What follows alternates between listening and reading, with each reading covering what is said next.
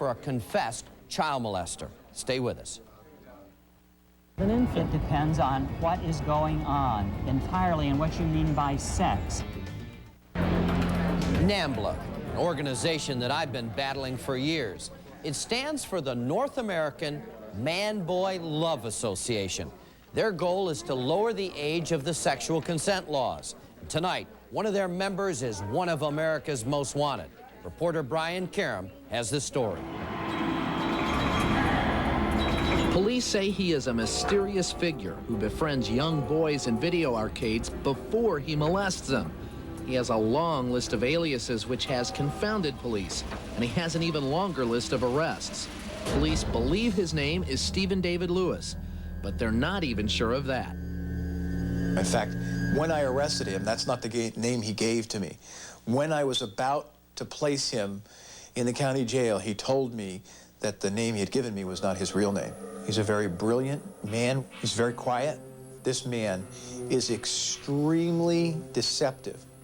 White says Lewis is a pedophile who uses his sharp mind to entrap young boys, usually Asian, in the most sinister manner.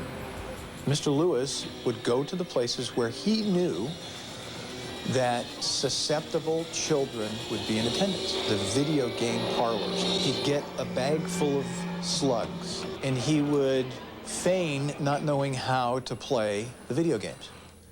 And he would get some assistance. And the kids loved the video games. And so what he would say is, teach me how to play this game. I have all this money. Can you help me? And the kid would take the bait. And then he'd say, gee, I'm getting kind of hungry. Do you like McDonald's? Do you know a kid that doesn't? So that's step number 2. Pedophiles have the exact same personality profile of a Boy Scout leader. Congenial, loving, caring, outgoing. But down at the bottom of the list, there's one major difference. He's going to molest you. White's arrest of Lewis 3 years ago was just the tip of the iceberg, because White says he found Lewis in possession of literature that showed Lewis was part of a more frightening world, the world of NAMBLA. This is the most dangerous organization that there is that affects children. The members of NAMBLA that I have come in contact with are all molesting children. NAMBLA, the North American Man-Boy Love Association. For years, it has been a relatively obscure group which pushes for legislation to lower the age of consent laws, so older men may legally have sex with young boys. He still has this kind of soft, feminine grace about him. Its notoriety increased following the opening last spring of this controversial documentary film, Chicken Hawk. In it, Leland Stevenson, one of the most outspoken members of NAMBLA, is shown cruising around looking for young boys. He even openly discusses having intercourse with an adolescent boy. It may be impossible for any parent to understand how a member of the North American Man-Boy Love Association thinks. To most parents, this is a playground where innocent children can come and have a good time. But to members of NAMBLA, this is a place to come and watch children, perhaps interact with them, maybe even have a relationship with them. And they consider the rest of us immoral because we do not agree with them. It is only morally wrong if the adult is exploiting the young person in some way. And I absolutely insist positively that it does not follow in the slightest way that the mere presence of a sexual aspect of the relationship produces an exploitation. In a rare interview, NAMBLA board member Leland Stevenson, a man who once spent time in prison for possessing child pornography, defended his group's activities. Look, NAMBLA is not trying to get in the way of parents and children. That's the first point. The second point is But Leland, your very existence gets in the way with children and their parents. You want to have sex with children, and parents don't want you to do that. On the contrary, sir, I do not want to have sex with a generic child or generic children. I am interested in a situation which does not create a problem for a young person or an adult. That is what I'm interested in. I certainly have, yes. Relationships with young boys. Try as we might, We couldn't get Leland to admit there was a problem with that. In the movie Chicken Hawk, you talked about it almost as if it were a religious experience. You equated it to religion at one point. Yes, I do.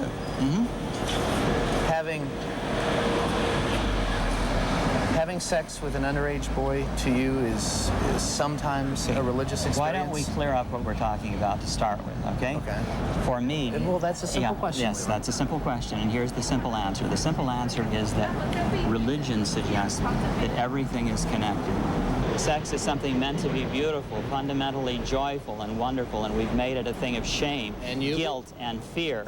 So strong is Leland's belief in sex with young boys that he wouldn't or couldn't draw the line at having sex with infants. So is it okay to have sex with an infant? It depends on what is going on entirely and what you mean by sex. That is entirely it. There's no way, Brian, there is no way that we can resolve this question in this show, on this camera, at this time. There is no way that it can be done. None. Well, do you realize your inability to resolve that question is what keeps you apart from the larger society?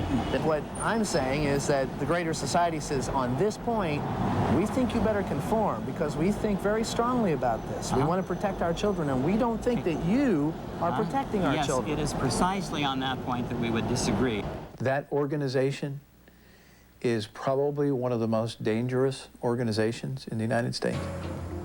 Authorities would love to put NAMBLA out of business, but the group enjoys First Amendment privileges, so police say they go after the pedophiles one at a time, like Stephen David Lewis, who was arrested for child molestation but pled to a lesser charge. Lewis skipped out on his parole and is now, once again, a wanted man. If you've seen him, call 1-800-CRIME-TV.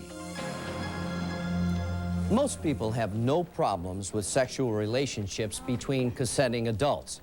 But the philosophy of this organization is not about consent, it's about exploitation. There's no equal power base between a 50-year-old man and a 5-year-old boy. This is not about love, this is about child abuse. So if you know anything about this individual we've just profiled, please make that call. Stay with us, we'll be right back. Is a convicted child molester wanted in San Francisco. Next Saturday night, special Christmas edition of America's Most Wanted, featuring a salute to you and 8 new captures. So please join us then. I'm John Walsh. Thanks for watching.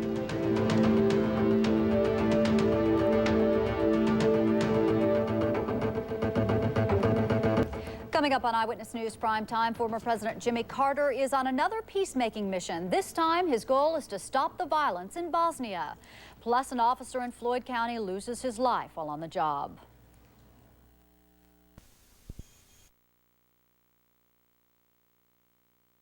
A little bit with me while he was in the bank, and I fixed my eyes on him in a cold stare, hoping he would get the message that something was wrong.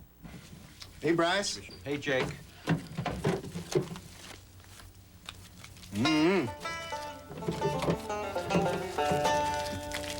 Be a fine day for a robbery. Just wish I brought my gun. I thought I would go through the floor when he said that. Didn't faze Daniels at all. Well, I want to thank you. You are the friendliest bank in town. You be real gentle with this, you hear me? See you. We managed to pull it off without getting anybody hurt. Keep order in the bank, you know, take care of my people.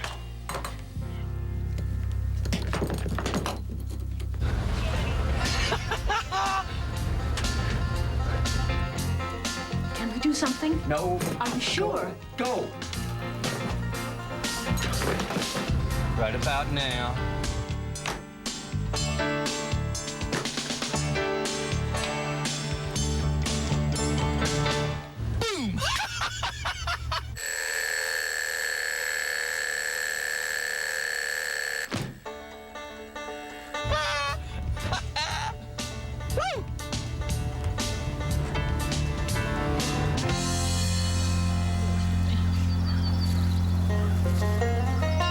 Hey, Starshine, look over here. Who's that? Come on.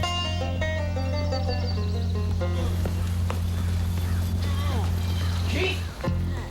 Chief! What's wrong with me?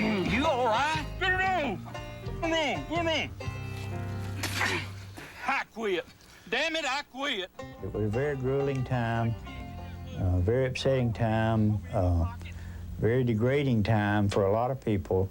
The customers, I think, of the bank, the tellers, myself, Chief Honeycutt, for this guy to come in and do what he did to this town and to the people of the town was very degrading. It took a year and a half, but Daniels was tried and convicted of the supermarket robbery. But when it came time to face the bank robbery charges, he pleaded temporary insanity. Daniels swore he had no idea he'd taken the chief of police hostage and robbed a bank.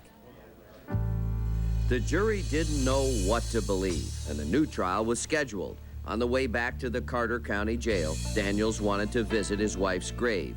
A U.S. Marshal watched as Daniels stood quietly for a few minutes, then tossed his cigarette away. Daniels went back to jail, but he didn't stay there long. In 1973, he escaped. The disappearance of Dewey Daniels is a local legend in the Blue Ridge Mountains. Every now and then, investigators go by June Daniels' grave in Johnson City, Tennessee, hoping to catch sight of Daniels. All they've ever found are some cigarette butts around the headstone. These are some of the last known photos of Dewey Daniels, taken more than 23 years ago. This is how the FBI believes he may look today at age 65. If you know where Dewey Admiral Daniels is tonight, do the right thing. Call our hotline at 1-800-CRIME-TV. That's 1-800-274-6388. Unbad. They're the toughest fugitives to catch.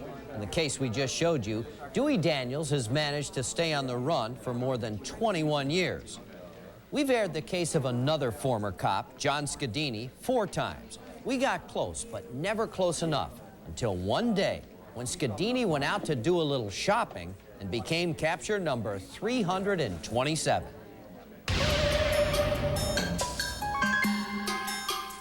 Scadini was a hell of a street cop, and he had a sixth sense about him, which turns a good cop maybe into a great cop.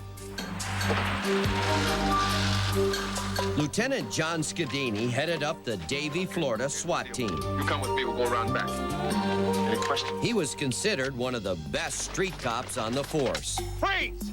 Drop your weapons. Now turn around.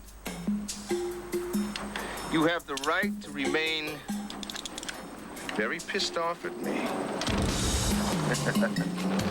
But detectives say Scadini was far from the model cop he appeared to be. They say he preferred to work the night shift, so he'd have the opportunity to rip off the people he was supposed to protect. Somebody entered through the back of an office here. His fellow officers were shocked and outraged. Friends don't do that to friends. He betrayed us all, and definitely puts a cloud on all those of us here at Davie, and everybody wears a badge. Police arrested Scadini in November of 1991 for his one-man crime wave in Davie. But Scadini never intended to go to jail. He was released on bail. When his court date came, Scadini was nowhere to be found.